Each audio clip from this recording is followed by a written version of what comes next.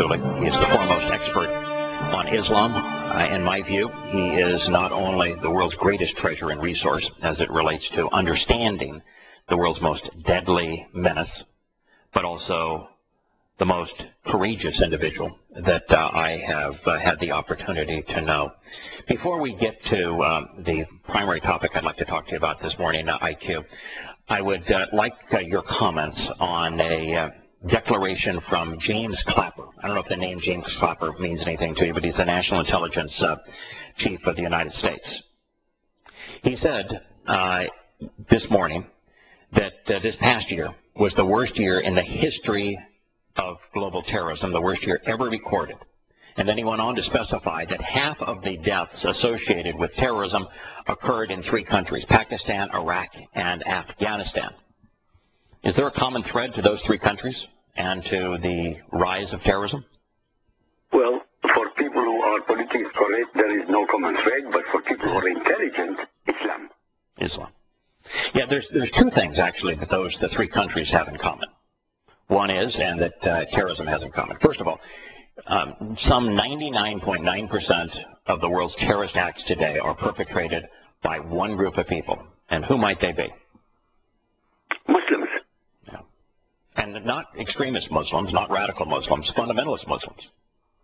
Absolutely right. There is no such thing as a radical Muslim, extremist Muslim, militant Muslim, or moderate Muslim. They are Muslim.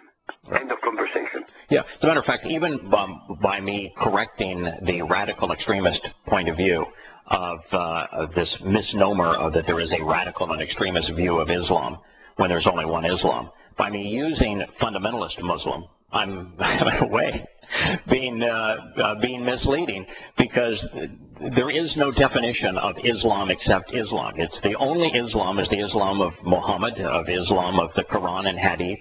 And that Islam is a death cult. It's a criminal enterprise.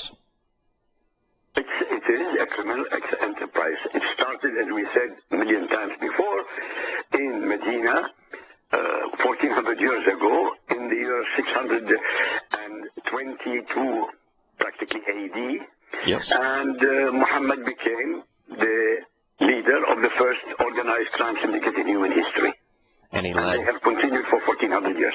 In the first 10 years thereafter, he led 75 terrorist raids, all designed to rob people of their possessions, of their lives, of their bodies, because he raped the women, and he sold the children into slavery. Absolutely right. And after that, the Arabs who came out from Peninsula of Arabia, from the year 635 onwards until today, they have never stopped pillaging, plundering, and doing the same thing. By the way, ISIS, as I'm speaking to you today, they are not only destroying human beings, they are eradicating the history of Iraq as I'm speaking to you. They are destroying all the artifacts of 3,000 years ago. Well, there's a reason that they have to eradicate history, is because the Quran's depiction of history is completely erroneous. Right? The Quran not only has history wrong, and therefore doesn't have any prophecy having future history correct, but it's also wrong scientifically. So Muslims find it necessary to recreate history. Otherwise, their religion loses all of its credibility. Well, it is. It says, it's not, first of all, okay, we're not going to have a semantics. It's a cult belief system. We can call it a religion. But they have absolutely no beginning and no middle and no ending. They are irrelevant. Everything in the Quran is irrelevant. Everything has been plagiarized, plundered, pirated, and or perverted from other people's religions, other people's traditions. Nothing in Islam is new except the terror. Yeah, as a matter of fact, the first 80-some-odd Quranic surahs that were revealed are almost universally plagiarized from the pagan Arabs in Yemen, the Hanifs, and in their case, it was their god, ar-Rahman, that was touted, and every one of the 5 pillars of Islam comes from that pagan past. So it starts there, and then as he moves to Yathrib, today's Medina, and comes into contact with rabbis, he then turned almost all of his plagiarism and bastardization and twisting to perverted versions of the Talmud. Correct. This is Islam. This is Muhammad. This is his Quran.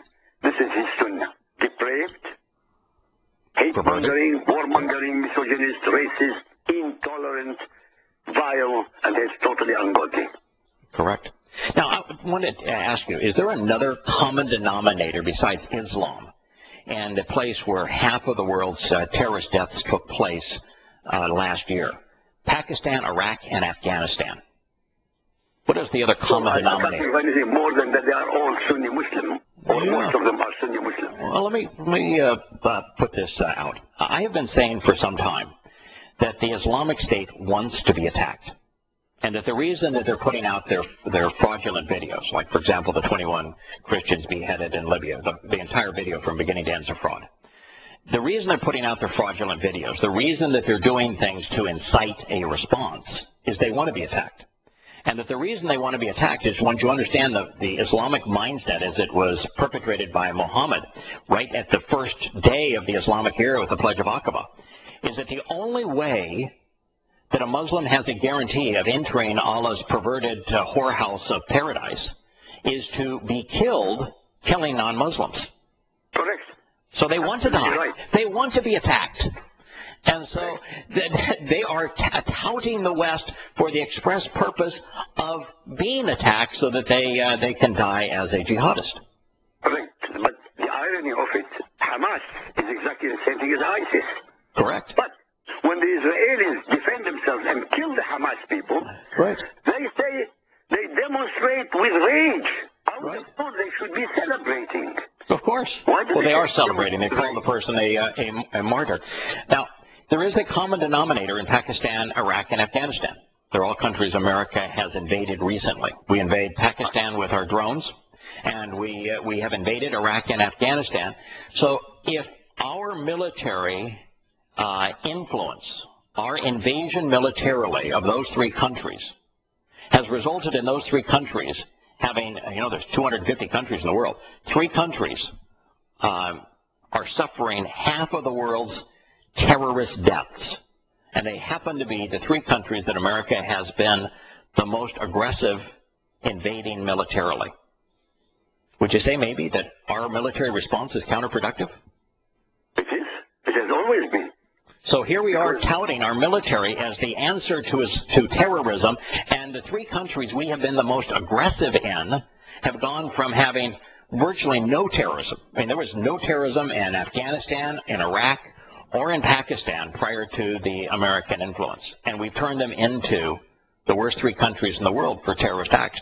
Why isn't the world able to see how our military intervention has been counterproductive? But it's not only American intervention, it's European intervention. The French have been doing the same thing.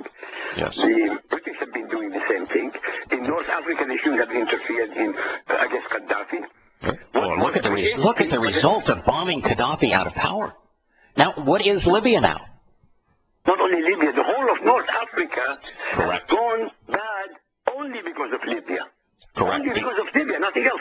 Because we decided we wanted Muammar Gaddafi out of power. We weren't smart enough to realize that the example of taking Saddam Hussein out of power was creating a civil war between Sunnis and Shias in Iraq, and that civil war then spreading to Syria. We weren't smart enough to look at our immediate past, so we wanted to take Muammar Gaddafi out of power, and what we ended up with after bombing that country into submission and then providing mountains of arms for the jihadists is a terrorist hellhole. The irony is this. They still haven't learned anything. The Americans haven't learned. The American military haven't learned. No. The American intelligence haven't learned anything, and the Europeans also. Yeah. They are still talking about radicalized young people being radicalized. You cannot radicalize a Muslim. No, you can't. A Muslim is a Muslim. Yeah. He is reading the Quran. Right. He is reading Muhammad's Sunnah. There is no way on earth you can change him into a non-radical. It's impossible. It's impossible. Yeah. And the source material is the same. There's only one Sunnah. There's only one Quran. There's only one Muhammad. And that Sunnah, that Quran, that Muhammad was a terrorist. He was a criminal. He was a thief. He was a mass murderer. He was a slave trader. He was amongst the, if not the single most perverted individual who ever lived. He was the most, in fact, in my not so humble opinion, Yes. he was the most despicable creature that has ever walked the face of this earth. And I said it before, Hitler compared to Muhammad is like a Mother Teresa. Absolutely. Oh, that's factual. And what's happened now in Libya is that the very weapons that we provided for the Mujahideen under the ruse that they were freedom fighters when they're fundamentalist Muslims to overthrow Gaddafi's secular government, those weapons now are being used by Boko Haram. And there are thousands of little girls who are being raped every day because we provided those weapons, and there doesn't seem to be any accountability or any remorse on behalf of America and the West, Europe, for having provided the weapons that have caused so many little girls to be kidnapped and raped. As a matter of fact, even the Islamic State, who provided the weapons that the Islamic State is using to kidnap and rape little girls? The United States. Correct. Yeah, the United States. But you know, who needs a conspiracy theory when the truth is this condemning? This is this is the problem. We deal with facts. We deal with reality. We have never ever told a lie or perverted anything, and yet people will not believe us as much as they would believe a creature called Barack Hussein Obama, who is a pathological liar like Muhammad. Yeah, he is. In fact, he is a narcissist, and when we return, I do want to explore your definition of Muhammad and Barack Hussein Obama as narcissists. I took the time this morning to look up narcissist, and oh my goodness, the labels actually work. As a matter of fact, the other thing that we came to the conclusion just a couple of weeks ago is that Paul, the founder of Christianity, also shared those same narcissistic tendencies. And that when you understand narcissism, you can see their behavior, their patterns of perversion, their egomania. It's prevalent. The other thing I want to talk to you about is what happened in Bangladesh, because there is a real bite behind Islam. There is a tremendous risk. You have to have great courage to do what you do. And we'll talk about what Muslims did in Bangladesh.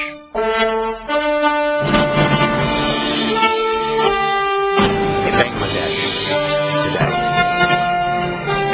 a knife-wielding mob.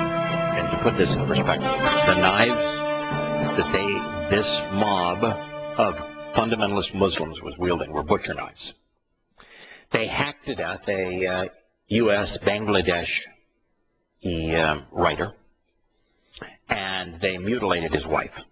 She is still clinging to life, her body in pieces. They did so because Abhijit Roy, the writer, likens religion to a highly contagious virus. And while we may agree and disagree on various conclusions that Mr. Roy has communicated, he is correct. Islam is a highly contagious virus, and it is an extraordinarily deadly virus. Now, if a large group of people is infected with a virus, what's the best approach to insulate others from that virus? First quarantine them, then exterminate them. You know, what's interesting in the case of Islam, IQ, that quarantining them would lead to their own extermination. You don't have to exterminate Muslims. In fact, I would not advocate exterminating Muslims. The reality is, if you quarantine a Muslim, you stop doing business with Islamic countries, they're going to kill themselves. They'll have no food production. They'll have no economy. They will be still enraged and ruthless and murderous, so they'll be killing one another. They'll wipe each other out. You don't have to do a thing. Just quarantine them. Agreed. No problem. Yeah. Yes. There's only one intelligent response to Islam, and that's to quarantining. It is a deadly disease that is highly contagious. And if you don't quarantine it, the entire world's going to be infected with this disease, one way or the other. It's either going to be, it's going to actually have that disease destroy the very fabric of the individuals it infects, or those infected by the disease are going to be so destructive that society can't survive. That has been what we have learned about Islam. It's the only rational conclusion about Islam. It's the only way to respond to Islamic terrorism. It has to be quarantined. But this individual, IQ, he was hacked to death because he was critical of Islam. He was critical of all religions, but he was particularly critical of Islam. And so a group of Muslims armed with butcher knives savaged, ravaged, mutilated his body and that of his wife, who's 40 years old. What I can't understand is why did he do it in that country, knowing full well what will be happening to him? Yeah, he lives for the most part in America. He was in Bangladesh because he was at a book fair. Big mistake. Of course. Huge mistake. Yeah, huge mistake. You know, I look at these, the Americans like this girl here who went over to Syria as an aid worker, and you just say, you know, I blame the political correct mindset of America for sending this girl into harm's way, and I blame her for not being rational. Absolutely. You know, if you don't want to be eaten by a shark, you know, don't jump into shark-infested waters. Correct. I agree with you. I have no sympathy. No, honestly, I'm not being... Yeah, I have none either. Because I have no feelings. Yeah. But if somebody is drinking poisonous drink... Right. Why could they expect not to be killed? I don't know. Right. It's a poison. Right. They go there to help people. Those people don't want your help. By the way, the Taliban... They've been killing doctors who were trying to take care of them. Of course. People. Okay, it's been particularly pervasive in Pakistan. In Pakistan, the murder of healthcare workers is pervasive. It was pervasive in Somalia. It was pervasive in Sudan. It doesn't make sense to go there to try to help people who will kill you. It makes absolutely no sense. Right. And the fact is that in Syria, they're in the midst of a civil war. And this is not a civil war over government. This is a civil war between Sunni and Shia Islam, and there is nothing you can do to affect that war. And it's the deadliest form of civil war. Yes. Because it's on belief system, not politics. Right. Deadly. Father against brother, cousin against another cousin. Deadly. I've had so many thousand death threats, IQ, that I've lost track of them. I don't even pay attention to them anymore. Join the club. Yes. So you and I are in the same boat. We do what we do because it must be done. But we do it at great risk. So sometimes when we seem unsympathetic to the curse that is Islam, we've earned that right. We'll be back with IQ al-Rassooli.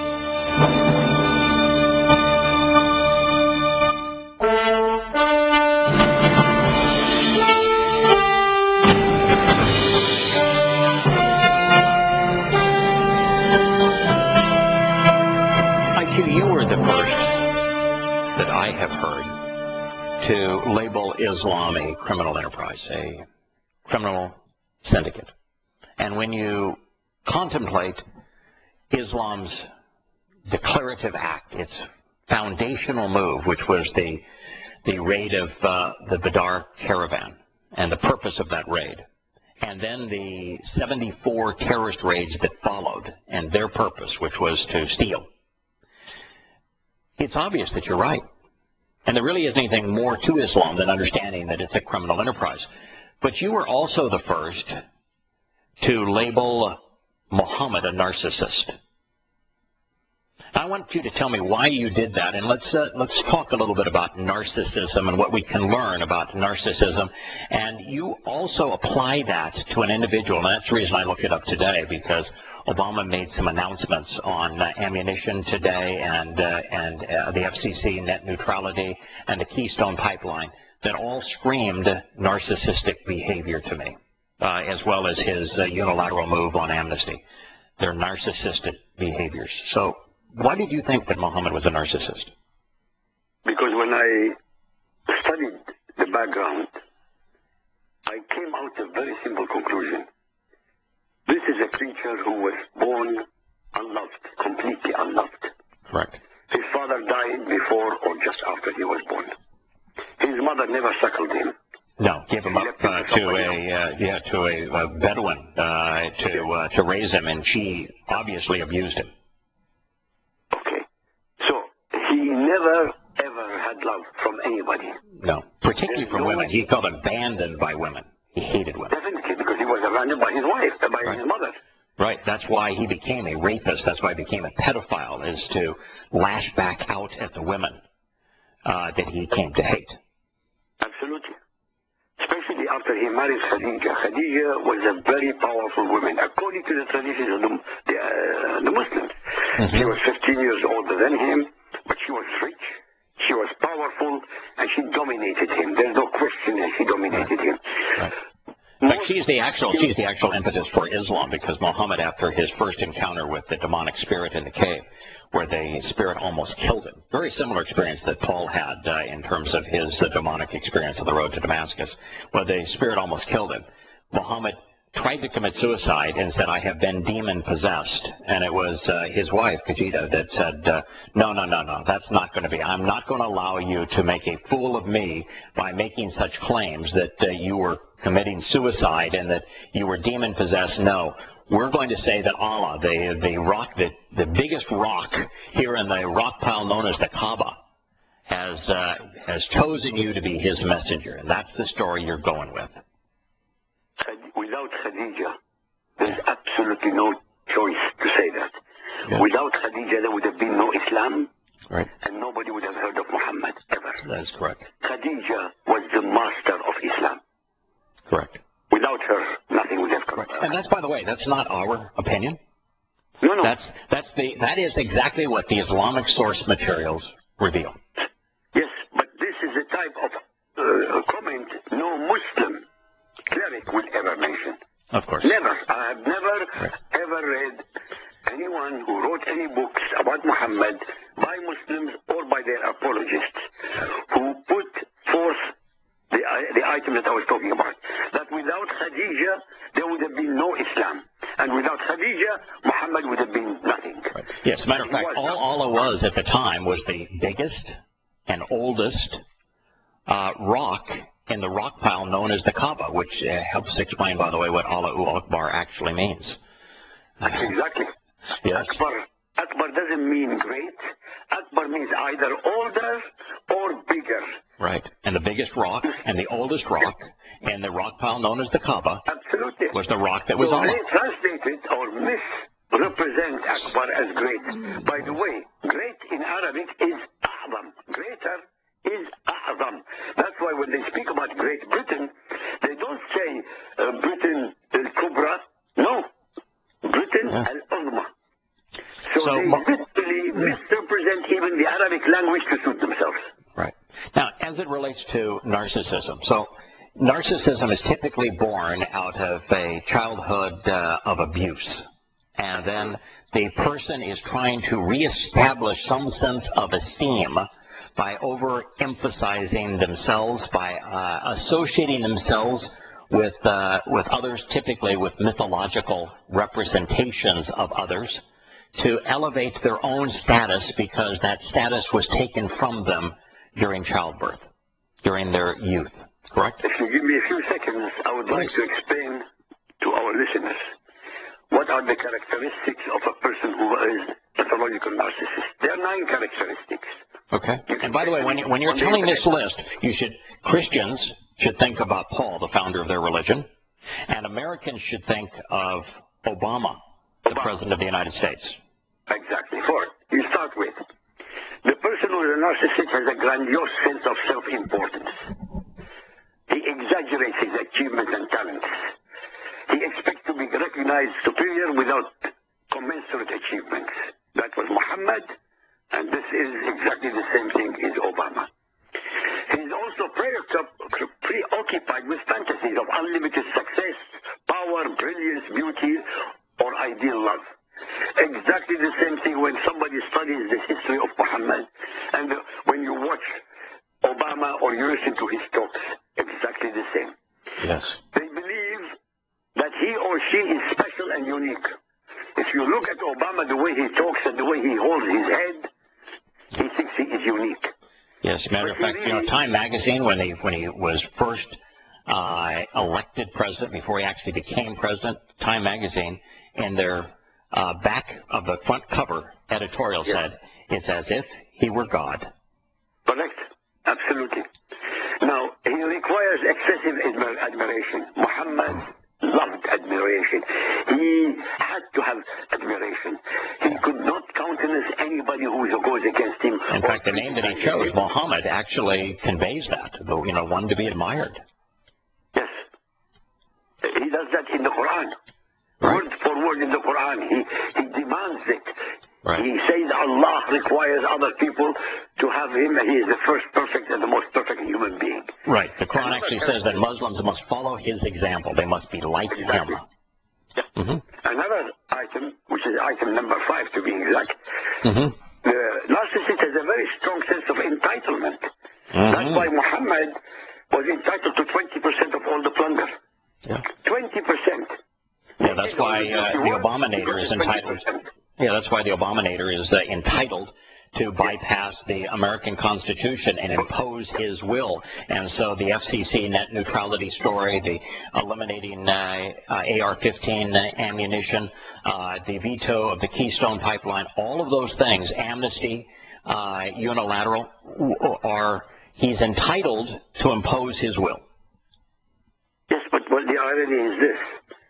With Muhammad, it wasn't a republic or a democracy. Right. But the United States of America has a government. Right. It's supposed to be a republic. Right. And yet Congress doesn't do anything Yes. Right. against the usurper in the White House. This is, to be fair, Obama or Hitler or Stalin couldn't do what they did. Right. They had to have people who completely believed in them and who supported them. Yeah. Same thing here. Yeah, people are, by the way, people are attracted. Yeah, people are attracted to narcissism. The narcissists pull a group of people who become believers. I mean, we talked in the first hour. A gentleman from Florida called him Frank, and his daughter is obsessed with a charismatic religious leader. Narcissism is very influential, and particularly with the weak. Yes. Yeah. Well, another item, narcissists exploit other people. Muhammad did that a billion times. He exploited every single human being who came against him or for him or with him. He actually exploited half the population. Half the population. He turned women into sex objects for men and told women that their entire existence was to please men sexually and that they had absolutely no right. So you could not have a more textbook case of this than Muhammad. No. Now, another characteristic was... By the way, Paul said that men that can lord over their wives, exactly the same thing. Yes, same mentality. Same mentality. Item number 7, people who are narcissists have no empathy. Yeah. Muhammad never had any compassion or mercy towards anybody. He never loved anybody, by the way. Oh. Never. That's why he was engaged so often in rape and pedophilia. He never loved anybody. Right. Rape and pedophilia. Look at Obama. Can you imagine a person who could destroy America and support Islam? Well, look at both cases. Muhammad on one day decapitated between 600 and 900 men and boys while he forced their wives and children to watch. And then he played a game of lots to determine which of his jihadists got to rape which of the female victims. And you can't do that if you have any sense of empathy or morality. And what does Obama do? He's picked 4,000 people to kill without any due process. Correct. There is drones. Same thing with Obama, by the way. No empathy. Yeah, no empathy. And item number 8, they are very envious of other people. Of course he's envious. Muhammad never produced anything in his life. He was always envious of the people who were productive. And who were the productive people in Arabia? Many of the people who were trade workers, trading, like in the Quraysh family, the Judaized Arabs and the Christian Arabs. Yeah. That's exactly what he was envious of. In Obama's case, it's that productive Americans, those that actually work and produce things, he wants to control so that he can impose his socialist, communist will on people. And so he is jealous of those who are productive, and so he demeans them, he seeks to control them, he seeks to rob them, also that he can control them. That's the nature of it. And by the way, what we have here is like the Stockholm Syndrome. Yes. The very people who paid to put him in the presidency are the ones he is insulting, the ones he is denigrating, and they continue to support him. Yes. This is exactly what happens in the Stockholm Syndrome. The victim empathizes with the victimizer. Yes, in fact, if it wasn't for the Stockholm Syndrome, Islam would not exist, because women were abused to get men to follow Muhammad's religion. They were made sex toys for Muhammad's jihadists, and the women ultimately capitulated because for a moment in time, when they weren't abused, they began to respect their abuser.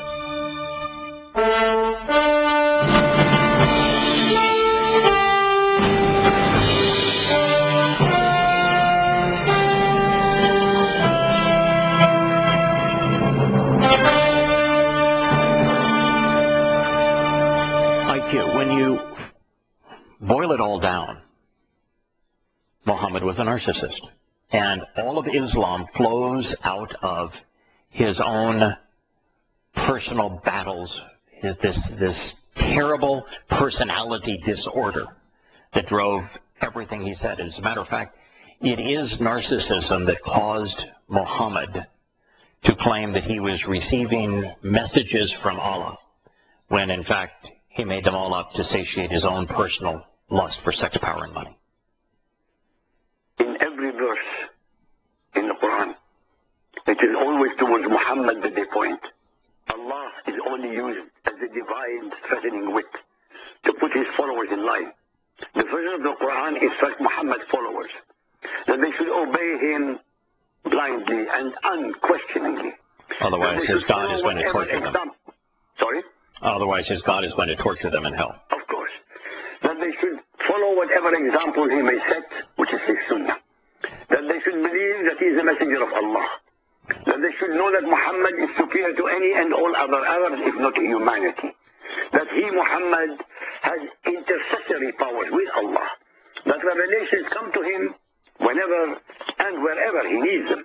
That Allah hates the enemies of Muhammad in even greater measure than Muhammad. That everything Muhammad covets, wants, needs, or lusts for is made halal to him by the will of Allah through the usual convenient made to order revelations. That all those who do not believe in Muhammad or insult Muhammad will end up dead, usually murdered. In other words,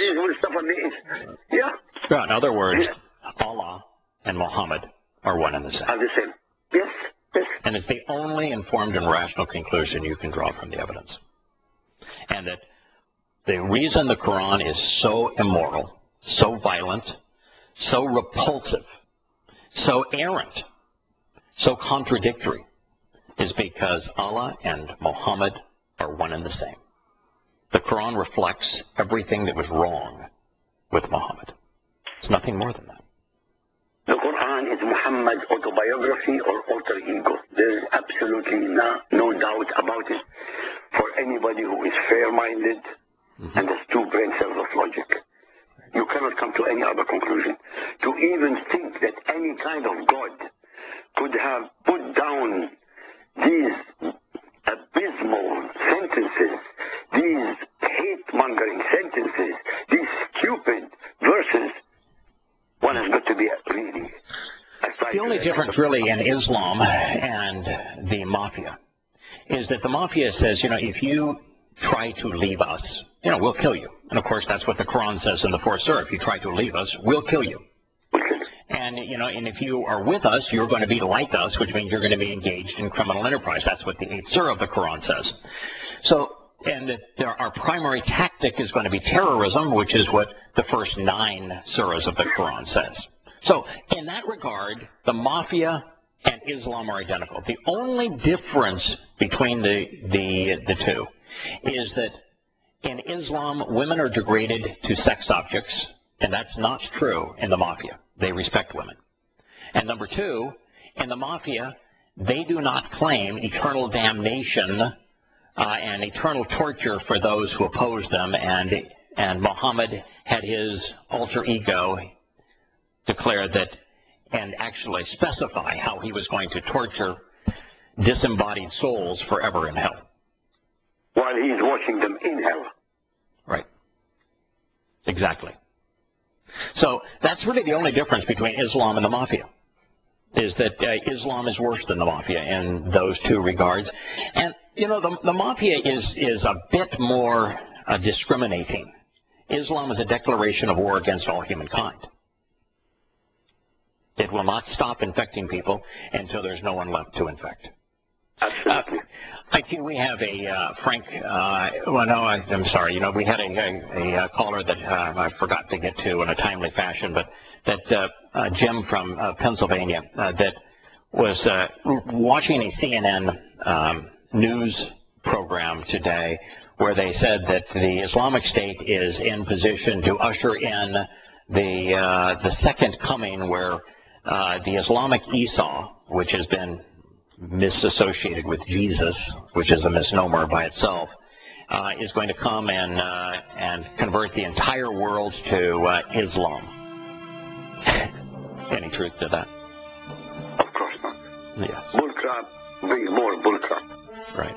Liars lie. In 2 weeks' time. Liars do. I look forward to it, IQ. Be safe between now and then. I appreciate what you do. You're the most courageous and the wisest man that I have the opportunity of speaking with each week. May God bless you.